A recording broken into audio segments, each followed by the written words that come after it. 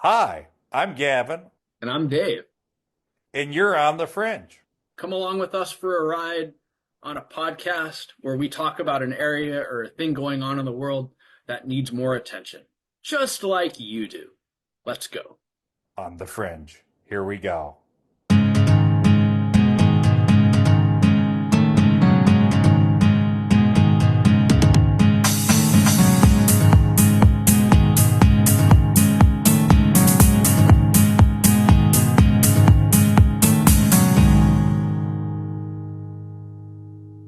Hello, hello, everybody. Welcome back to On the Fringe. This is Dave. I'm here with Gavin, and Well, we're coming at you today with a story that has not made a lot of the U.S. news. Maybe just broke through a little bit ago, earlier today, but this is about an American who liked to travel off the beaten path.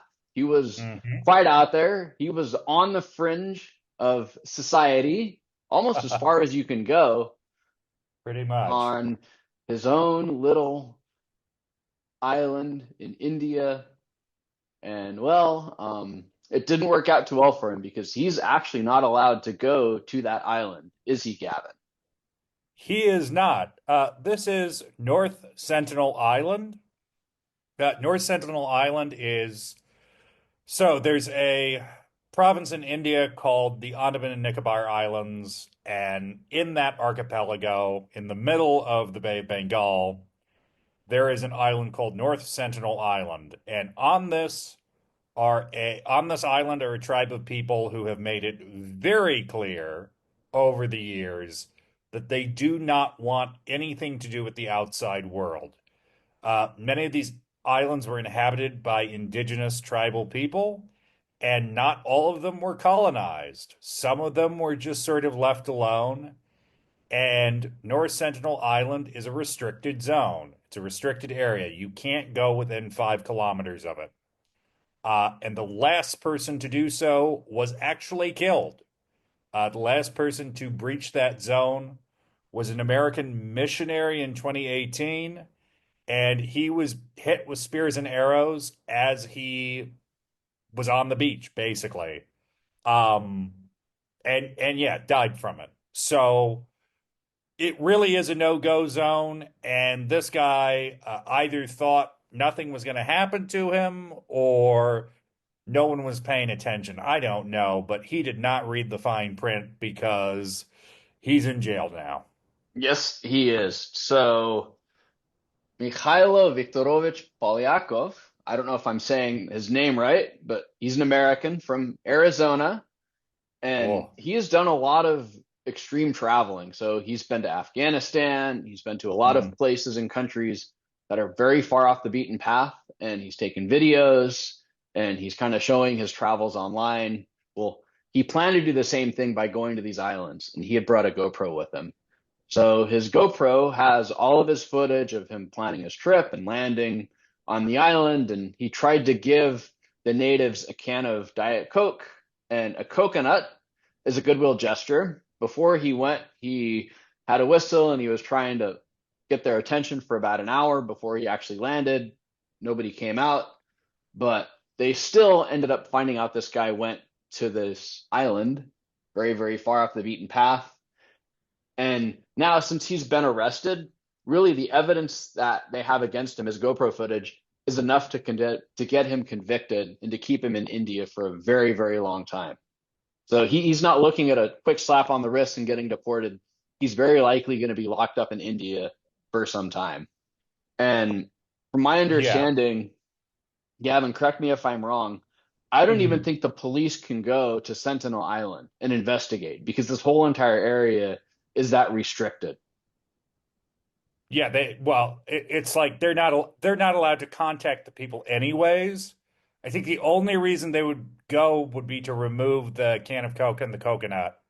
And they would, I think, only do that if they were certain there was no one around. I mean, this is how not thought out this was. Uh, these people have no resistance to basically any of the diseases we have because they've been totally isolated. So we don't know if they have antibodies for things like the flu. Um, Giving them a refreshment that you've been drinking from, really dumb, really stupid. And this guy was basically just looking for a way to generate content, and he found it, but Hmm. not in the way he imagined.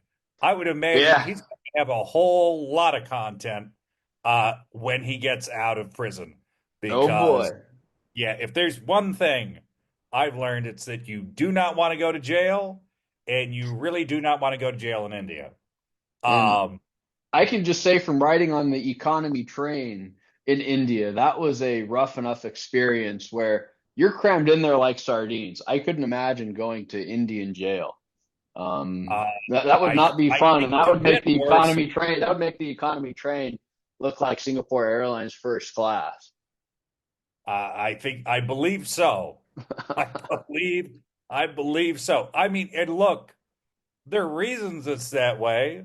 It's they're not vacation camps, but yeah, he is about to have hard times. And it looks like up to 5 years, maybe even more. Again, if you're going, I mean, this again, it just seems like common sense. If you're going to do something, at the very least, he knew it was something he was not supposed to be doing. If you're going to do something illegal, why are you going to record the whole thing? And why are you going to have that camera on you when you get arrested? Hmm. That it just boggles the mind, the sheer stupidity on display here. Anyways, yeah. So, Dave, you want to tell us about another case of an influencer behaving badly? Yes. So there was a girl last month who was in Australia, and Hmm. she looked like she was on a road trip driving across Australia at night. And lo and behold, she found a baby wombat in the road. And what did she do? Well, she decided I'm going to pick it up and grab it and run across the road. And the second she did, Mama Wombat wasn't too happy. And she started crying out. And her friend that she was with started laughing and thought the whole entire thing was hilarious. Well, they posted this video on social media and it went viral.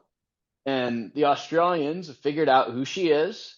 And the Australians are looking at canceling her tourist visa because she broke a law down there. You're not allowed to pick up wild animals in Australia. And at the very least, she's going to leave, but she'll very likely not be able to come back to Australia, probably not to New Zealand, and probably to other countries as well, where they're going to share information that she potentially broke the law, and it's going to be very, very hard for her to travel again in the future. So if you do go to a country and you break the laws or you do something that is not kosher, not good, and you post it on social media, you're just asking for trouble. And if you want to travel in the future, it's highly recommended you don't do it. And if you do it, then please, please, please do not post it on social media because once it's online, it's always going to be online. People are going to find out about it. Yeah, you might get a few likes, but long term, if this is something you like doing or this is a hobby you want to do, even if you're thinking about doing it in the future, then you're really setting yourself up to have problems when you're outside the country where you'll get It, rejected and then deported, and you're going to have to pay for a flight back at the very best case. Best case. So this is the bit where I slip into teacher mode a little bit and say, look, if they tell you that they have laws, don't break them. Like, please don't break them. Don't screw around and find out. You don't want to find out. If you do, if you're not someone who would break the law in your own country, don't go to another country and do it. Like it just don't do it. Just like don't break the law. Generally, there are exceptions to that. They're ethical, moral concerns of great importance. But if you are traveling abroad, don't break the law. It's just common sense. You do not want to deal with the ramifications. Um, that Taken it. Taken from a real middle school teacher. Taken from the source. Don't make me disappointed in you. I guess that's the sharpest way of putting it. Don't disappoint me. Don't break the law abroad. It's never a good idea. Um, what was there was one more thing, Dave. I don't know. I can't think of anything else, but I was just going to say before you go, kind of on the same note, before you go to another country, make sure that you have done all of your homework. So if you do need a travel Yes. permit or if you do need Yes. some sort of an e-visa, make sure you have all of that done and you have everything printed out before you show up. Because you will get to countries, and I can say this for Vietnam. I'm really glad that I took cost me 50 cents to get a paper printed in Indonesia, but I had my e-visa and they didn't want the e-visa. They wanted the hard copy. Hmm. So make sure that you have your paper, your visa, whatever you have when you show up in the Yeah. country. Because if you don't, customs might go, hey, look, I want the hard copy. And if you go, I don't have a printer or whatever excuse, they're going to go, look, you're not getting through. It's their Oh, I just country. It's their country and they don't have to let you in. no, they don't. And I just remembered the point, which is, and thank you for reminding me, Dave. Given the current international climate, if you are an American citizen, I would be particularly cautious about one, making sure that you've dotted your I's and crossed your T's when it comes to your visa paperwork, and two, following the law. I would say at the moment, I'm not going to say every country because it's not true, but there are a lot of countries that are going to be looking for a reason to make an example out of Americans. Don't be those Americans. That's all I have to say about that. But just be very cautious and please be respectful. Mm-hmm. Yes, absolutely. And with that, thank you guys very much for listening to this episode. Please like, comment, and subscribe if you haven't done so. We really appreciate it. We're getting more views and we're getting lots of downloads, actually more than ever. Oh, And we're getting people from all over the world that are tuning in. This is very, very cool. We love producing this for you guys. And please let us know how we're doing and let us know what we can do better so we can make the show more entertaining and more informative for y'all. So, with that, thanks a lot. Take care and all the best.